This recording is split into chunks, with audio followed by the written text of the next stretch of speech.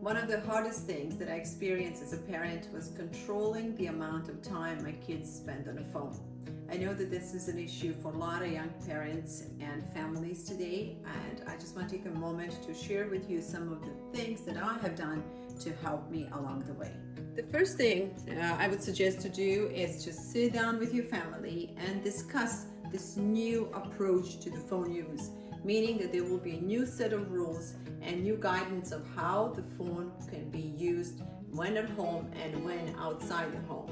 So before setting up a little chart like this, and this is a chart where basically each child will have the date and the amount of time that they use the phone. So every time they use the phone, they will insert and say 10 minutes, 15 minutes.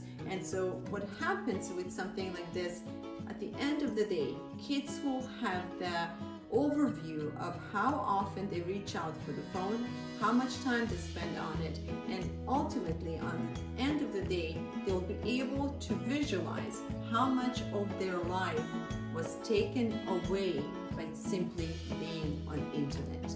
So this is a really helpful tool, and what it does, it gives the kids control as well to say, you know, I want to spend 10 minutes, I want to spend 20 minutes out of whatever the allowance in a day is. It could be an hour, it could be an hour and a half or 2 hours.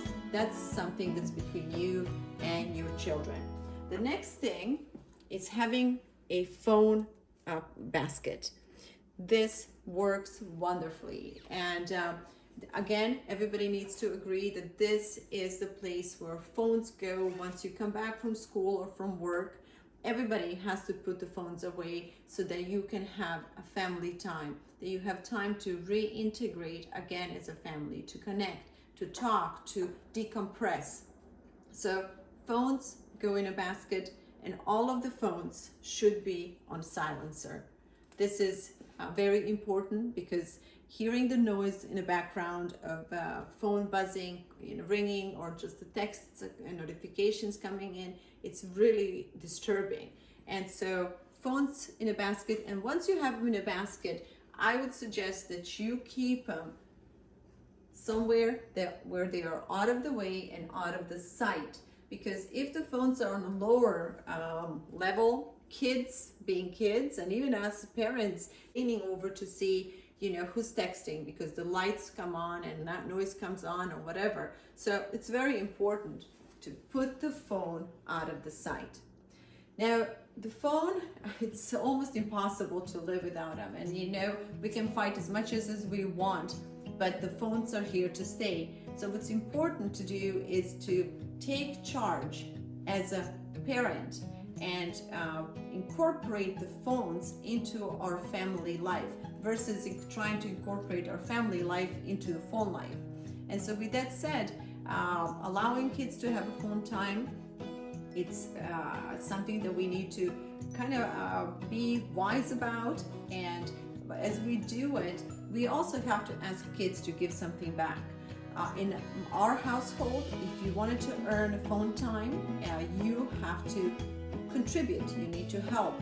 There's no phone time until everything in the house is taken care of, until dinner is made, dishes are put away, our animals attended to. So in order to have that time to yourself, you have to earn it.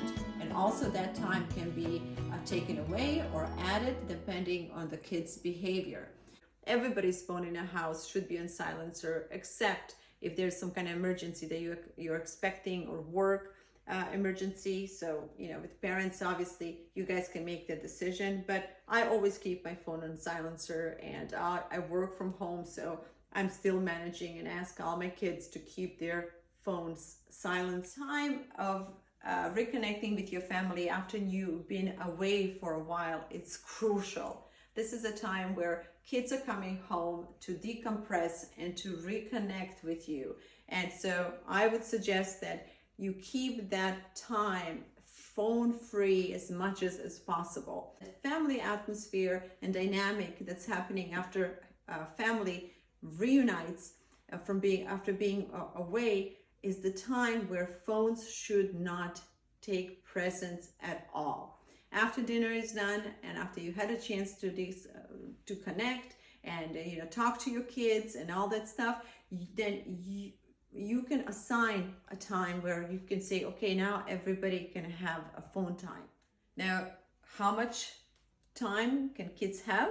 That's up to you. An hour, 2, or something in between. You make the decision with your family, and obviously this time can be added or subtracted depending on how well everybody follows the rules. Another suggestion is that once your kids have the phones, that you ask them to stay in a family room or stay in your presence. This is what I required of my kids, and I did not have to look over their shoulders, but I wanted to be there while they were on the phones. So let's say they have a half an hour, 40 minutes or whatever, I still wanted to be a family while they were searching the internet and doing whatever they were doing. It works, and this all works because of a good leadership of you as a parent, and also of a good agreement between every member of the family that this is what we want as a family. And also it works because everybody's accountable, that you put your time in there, and phones are put away, and on the end everybody's rewarded with their phone time. Now, rewarded is an important word, because in our household you had to earn that right to have the phone time, meaning that you had to contribute as the family member in making sure that our family life is first taken care of, and then you can use some of that free time for yourself. Also, the school has to be taken care of, the grades have to be good, and so many other things have to happen in order for them to have that internet time. And once they earn it, they can truly own it without feeling bad, guilty, or hiding, or and without the friction that phone and exposure to internet can create in families. Lastly, and most importantly, is to make sure that everybody's phones are in this basket before you go to sleep. Keys cannot go to bedroom.